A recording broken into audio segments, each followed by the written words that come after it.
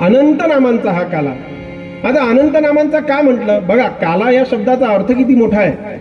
आपण जर विचार केला तर महाराजांनी याच्यात एक खूप चिंतनात्मक प्रश्न विचारलेला आपल्याला.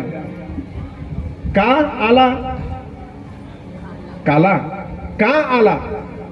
आता का आला म्हणजे काय? काय म्हणायचंय महाराजांना? अरे का आला तू इथे? इथे म्हणजे कुठे? या कीर्तनात की या पृथ्वीवर? विचार करण्यासारखी गोष्ट आहे की का आला. नाही तर तुकाराम महाराज म्हटलं ना की हे सर्व भारवाही झाले, असं या भुईला भार बनून राहायचंय का आपल्याला आयुष्यामध्ये? नाही. मग इथे जन्माला आल्याचं काहीतरी सार्थक झालं पाहिजे. काय सार्थक झालं पाहिजे? एखाद्याला विचारलं, अरे का सार्थक झालं नाही?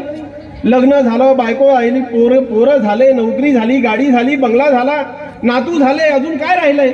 झालं जीवनाचं सार्थक? झालं? जीवनाचं सार्थक झालं का? मला सांगा, एवढं केल्याने सार्थक होईल का हो जीवनाचं? जे व्यक्ती आज हे सगळं करून पार झाले, थोडंसं मागे वळून पाहायचं आपल्या आयुष्याला. खरंच माझ्या जीवनाचं सार्थक झालं का? मी माझ्यासाठी काय कमवलं की जे मला सोबत येणार आहे?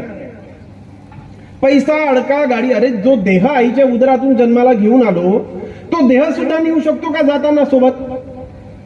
ते तुकाराम महाराजच होते एवढे मोठे श्रेष्ठ की जे सदेह वैकुंठाला गेलेत.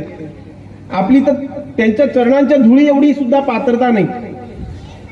मग आईच्या उदरातनं घेऊन आलेला हा देह सुद्धा जर आपण इथून नेऊ शकत नाही तर आणि काय न्यायचं राहिलंय? मग का आला? जीवनाचा काला झाला पाहिजे. महाराज म्हणतात की जीवनाचा काला झाला पाहिजे. मग का आलो आपण इथे? तर ह्याचं चिंतन करताना आपल्याला तुकाराम महाराजांनी सांगून ठेवलंय, जन्माचे ते मूळ पाहिले शोधून, दुःखासी कारण जन्म घ्यावा.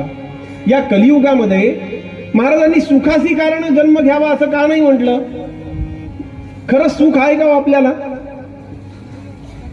खरं सुख आहे का? प्रत्येकाला काही ना काही दुःख आहे. प्रत्येकाला काही ना काही दुःख आहे. जगी सर्व सुखी असा कोण आहे, विचारी मना तुची शोधून पाहे. रामदास स्वामींनी फार सुंदर सांगितलेलं आहे. कोण आहे सुखी या जगामध्ये? कोणीच नाही.